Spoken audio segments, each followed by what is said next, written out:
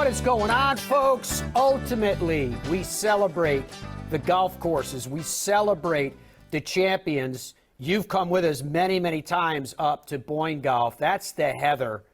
Absolutely classic, iconic golf course. This is the course up at Boyne, where, as you guys know, they have 10 golf courses up there. This is the one that started it all. It had the Epson Tour there recently. Riley Smyth came away as the champion of that. She has 2 Epson Tour wins to her credit, both of them coming this year, including the Great Lakes Championship at the Highlands presented by Johnny Walker. That was just a couple weeks back, as I mentioned. How cool is that? Look at the Johnny Walker trophy. I mean, I'd like to have one of those things. She shot a final round 66, including a bogey-free 3 under on the back 9 closing stretch. She finished on 12 under overall, 1 shot clear.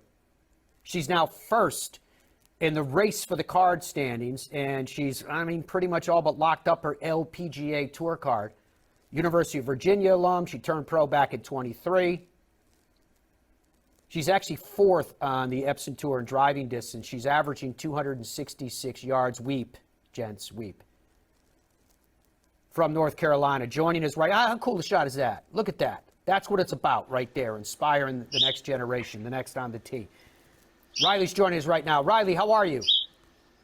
Doing well. How are you? I'm well. Thank you very much for joining us today. So now that you've had a little bit of time for your most recent victory to kind of settle in, how are you feeling? How happy are you about your game and what you've accomplished? Yeah, obviously it feels great to get another win under my belt. Feeling really good about the game halfway through the year. Still a lot of the season left to compete and try to get some more top finishes, but hopefully in a really good spot to get my LPGA card for next year. Yeah, 8 top 10s, as noted in that graphic, which is very impressive as well. You heard me mention when I was introducing you in some of your accolades that your driving distance is massive. 266 yards on average is big. Do you see that as a primary strength, or is that something like, yeah, I hit it a long way, but my strength is X, Y, Z? How would you define it?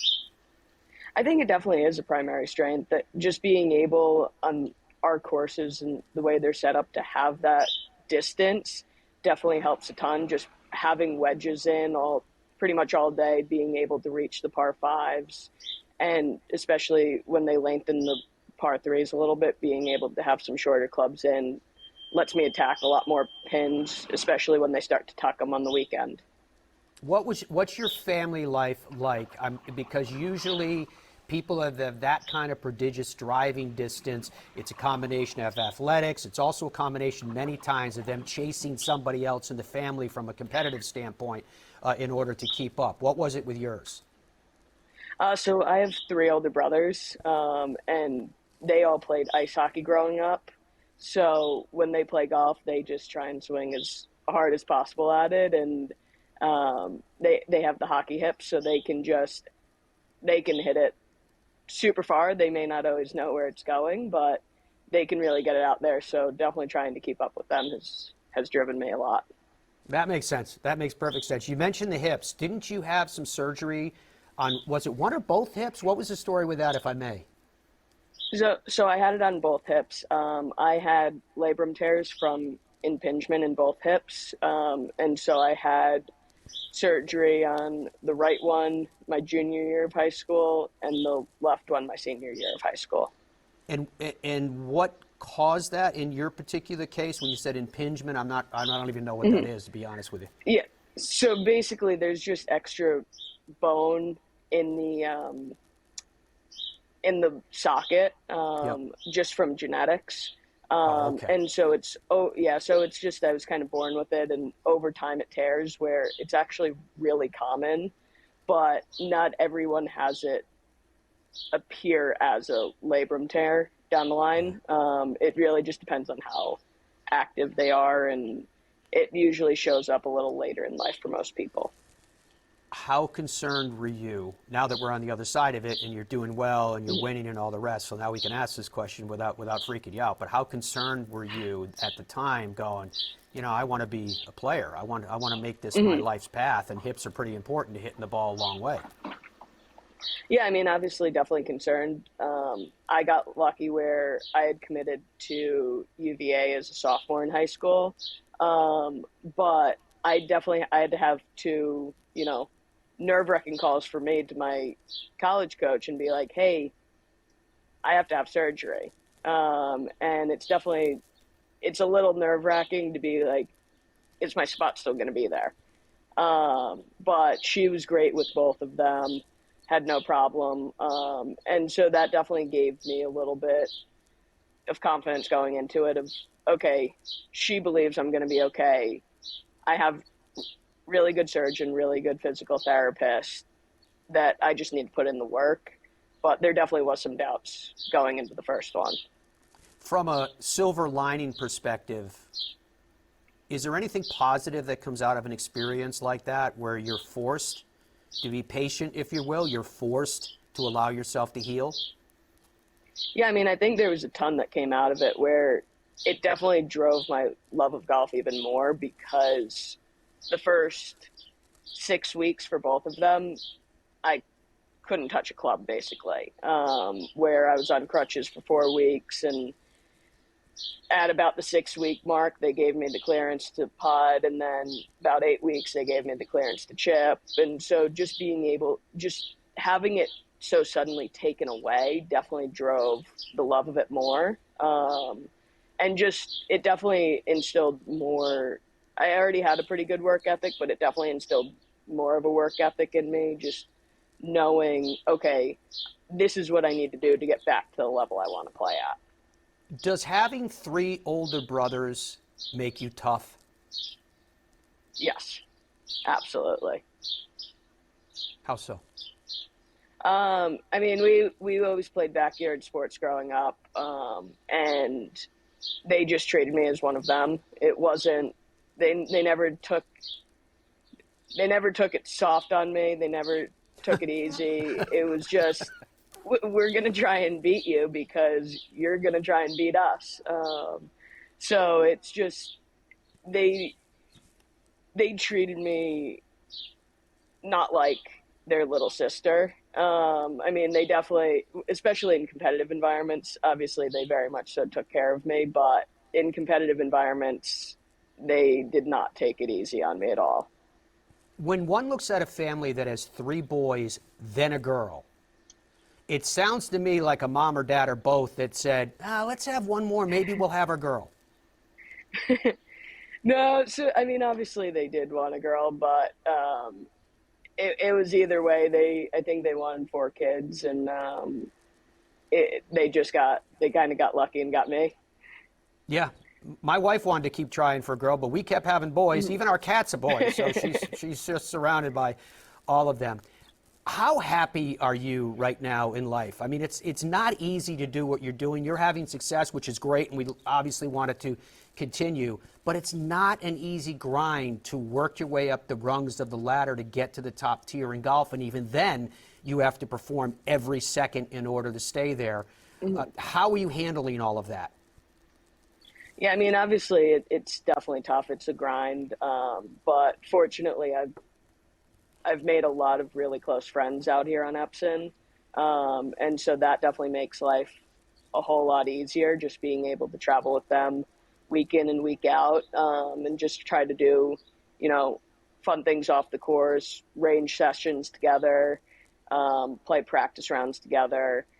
Where that definitely lightens the burden, but there's always the pressure in the back of the mind of what's going to happen at the end of the year. And obviously, the second win helps a ton. Where I think I was definitely feeling the pressure a little bit more before that, just knowing I had a win, but a win isn't enough out here. You got to back it up.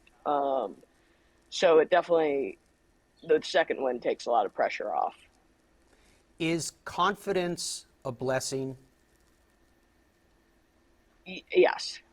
I mean, it's confidence is so much out here. It's if you have the confidence that you know you can go make cuts, you know you can go win tournaments, it makes showing up on the first tee every week a lot easier. If you could go back and talk to yourself going into college as a freshman with where you are now, having had this success that you've had and your path seems to be clear, what advice would you give to that freshman, and would it change anything? Just basically just put your head down, put in the work, and enjoy the experience of being in college, because everything's going to work out as it should. I think I don't think it really would have changed much, just because I think a lot of my college experience were very fundamental to where I am today. I got sat out of the lineup a couple times when I wasn't playing well, and it definitely made me have to work harder, especially knowing that I wanted to turn pro, that okay isn't good enough. You always want to be better. Always want to push it more. So just being able to have those experience in college made coming out here and missing cuts a little bit easier because I knew how to handle it. Andrew, go back to that photo you just had up of the team. Riley, what is this photo from? That is from University of Michigan's event in 2021. It was our first event of the season, and they were hosting regionals that year, so we went up and played, and we finished second as a team. Oh, so that was what you guys were all holding? Yeah. Okay, very, very cool. Speaking of Michigan, having the experience, I'm actually curious about your overall experience at Boeing, because with the types and varied and accommodations and everything that you can have, what was the overall experience like even before you got to the point of winning? Yeah, it was great. I actually stayed in host housing that week, about 20 minutes from the course, so I didn't stay at the hotel, but the whole setup was great, of the facilities, the course. We had our pro-am party back in town, and just everything leading up to the tournament was very well run. So it definitely was setting up for a good week on the course. So your pro-am party was in Petoskey? Yes. Okay, and what is that like for a Symetra event? What's that experience like for you? Are you getting used to making sure that you shake the hands and make friends and put the time in with the people that are underwriting? Yeah, definitely. I think that's so important out here, just because the sponsors really do make this tour a possibility. And so it's just really making sure to, go to the pro-am parties every week, make sure to be grateful for everyone that is putting the tournament on, and just making our dream possible out here. You're watching video right now. Everybody has this drone video of the Heather. What was it like winning on a course that is this classic, I would dare say even iconic? Yeah, it's incredible. Obviously, any course that you can win on that has a history always means a lot, because it's great to be able to etch my name into part of that history. I didn't know too much about the history of the course going in, but definitely learned a lot while I was in town.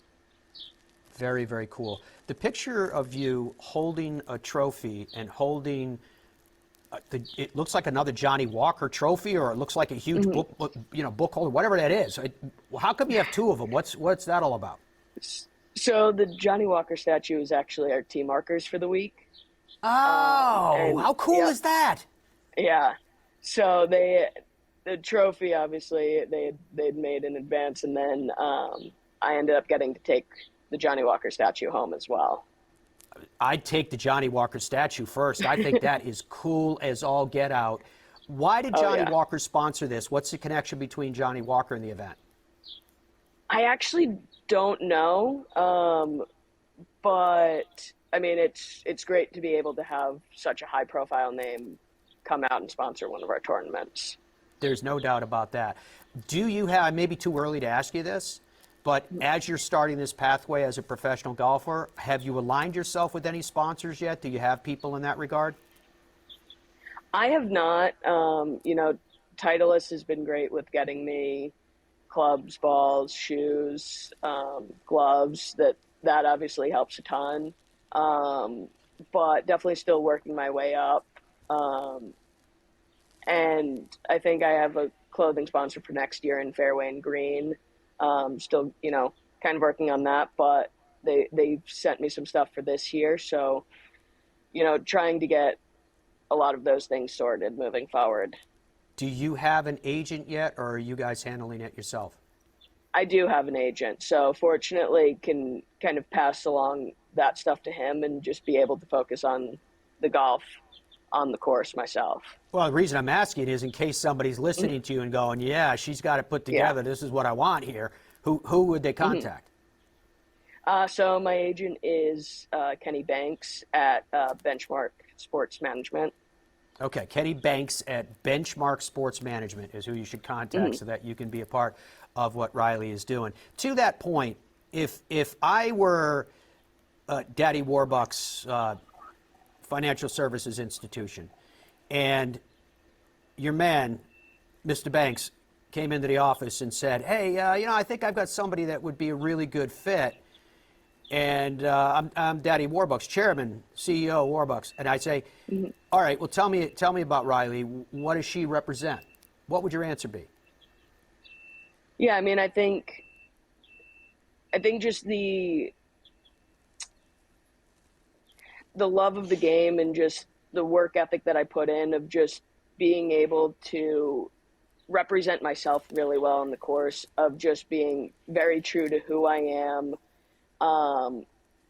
and the sport that I love, and just being able to compete to the best of my ability every week, is something that I love, just being able to put my best foot forward. And I think that represents a lot of companies really well. Of every company's trying to be the best that they are. And I'm always trying to be the best that I can be out on the course and in my life in general, of just unapologetically being me. Good. I like that theme you just said, unapologetically, because that's in keeping with where I'd like to end this. I'm going to ask you a question, and I'm going to ask you to unapologetically not be humble. I'm not looking. This isn't a measure of humility. This is a measure of conviction. So the question I have for you is, when you and I are talking again, 5 years from now, what will you have accomplished? I hope I have a major championship under my belt and have solidified LPGA status and a couple wins out there. Absolutely love it. Riley, it's been a pleasure to get to know you. It's been delightful to learn of the success that you're having. The fact that you survived 3 older brothers is noble as well, and should be put on the same shelf as the Johnny Walker T marker. But we do appreciate you taking the time, and congratulations with the success overall, particularly with the success you had at the Heather at Boyne, because we love that place, and that's what drew us to you to talk to you about all of this, because I think it's awesome. May the success continue. Thank you so much, and thank you for having me. Absolute delight. No doubt about that.